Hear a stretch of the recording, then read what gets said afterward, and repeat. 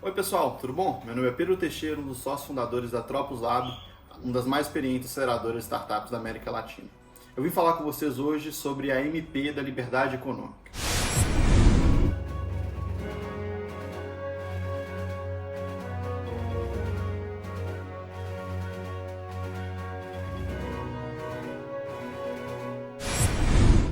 Então, tentando explicar um pouquinho melhor o que é esse MP, quais são os efeitos disso dentro do mundo de startups, de inovação e assim por diante.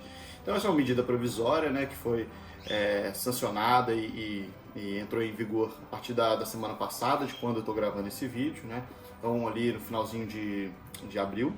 E ela o que ela diz, né? São 17 pontos diferentes que visam pela liberdade econômica, focando isso em pequenos negócios, o que engloba esse mundo de startups, né?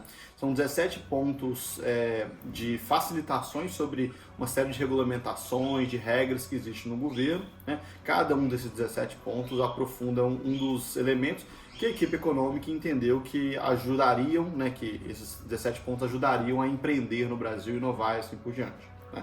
Eu não vou aqui ficar falando dos 17 pontos, vou deixar um link aí para vocês olharem um pouco melhor o que é essa MP, mas eu queria, enfim, né, alguns dos pontos são coisas mais simples, né, como facilitação de alvará, você não ter que ficar mais guardando aquele tanto de papel que você precisava por conta de contabilidade, por eventuais fiscalizações, ou até horário de funcionamento do seu negócio, mas não vou me aprofundar muito nisso. Eu queria falar principalmente de 3 pontos que eu considero muito importantes para o ambiente de startups.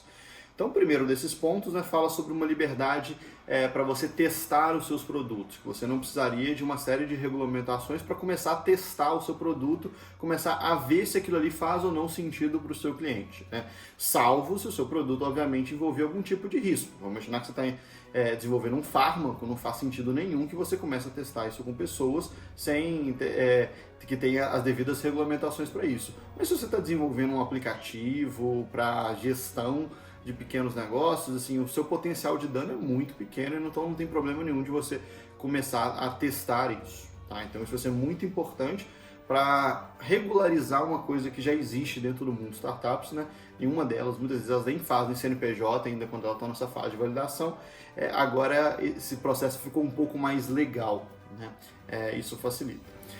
O segundo ponto é sobre algumas áreas tecnológicas e que a legislação ela demora um pouquinho mais para agir. A tecnologia avançou de tal maneira que a legislação que existia até então ela deixa de fazer sentido, só que enquanto fica nesse limbo, né, da não existir a nova legislação, o que acontecia até então era que valia a legislação antiga.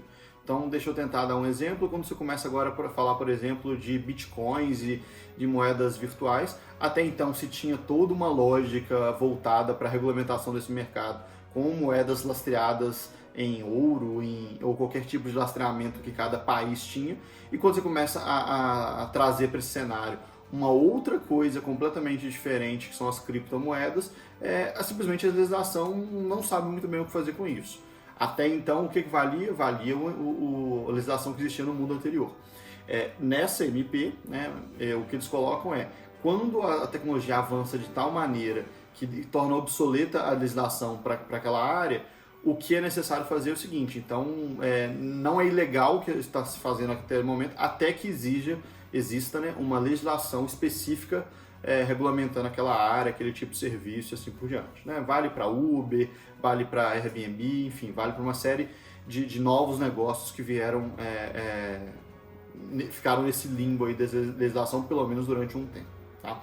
E o terceiro ponto tem muito ligado até com o empreendedor, mas também com o processo de investimento, que é o seguinte: hoje os problemas que a sua empresa gera, que podem gerar algum dano econômico, de, por exemplo, algum funcionário entrar com algum recurso trabalhista ou algum cliente entrar com algum tipo de recurso para obter os ganhos deles, hoje o que acontece qualquer uma dessas decisões, qualquer uma não, uma boa parte delas, em geral eles vão direto para o empreendedor, ou seja, se alguém entra com uma ação trabalhista contra a sua empresa e a empresa por alguma razão não tem facilidade naquele momento para pagar isso, isso vai em você como pessoa física.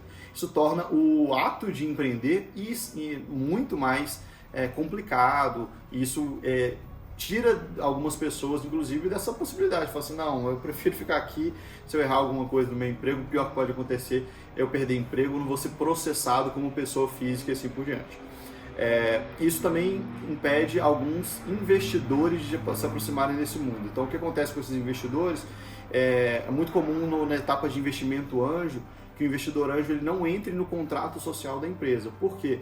Porque qualquer problema, qualquer coisa que o próprio empreendedor tenha de erro ali na execução do negócio dele, se aquilo ali acarretar em algum problema judicial, isso vai direto para a pessoa física do investidor anjo, né? Então, como investidor anjo ele vai investir em várias startups ao mesmo tempo, ele prefere não participar do contrato social nesse momento, ele usa um outro formato que chama mútuo conversível, né?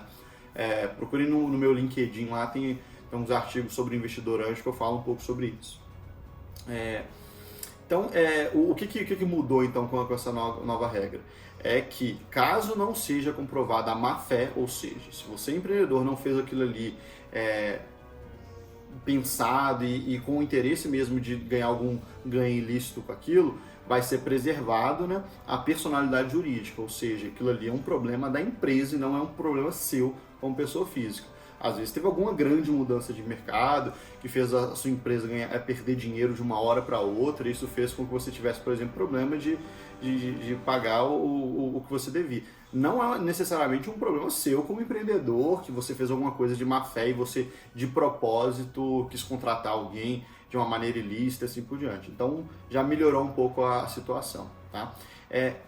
Isso tudo ainda está numa medida provisória, né, numa MP, o que quer dizer que ela precisa ser votada ainda pelo Congresso para ser aprovada ou não. Mas enquanto ela for uma MP, ela está em vigor, né? Então, vamos acompanhar e torcer para que isso realmente seja aprovado e que realmente tenha uma discussão, se por acaso tiver algum ponto aí que foi um pouco excessivo, assim por diante, que se tenha uma discussão em cima disso, mas que a gente caminhe para essa liberdade. Eu sou um grande defensor de quanto mais facilidade a gente dá para o empreendedor, melhor para o desenvolvimento do país como um todo, beleza? Bem, então o que eu queria falar com vocês hoje era isso, muito obrigado, a gente se vê no próximo vídeo.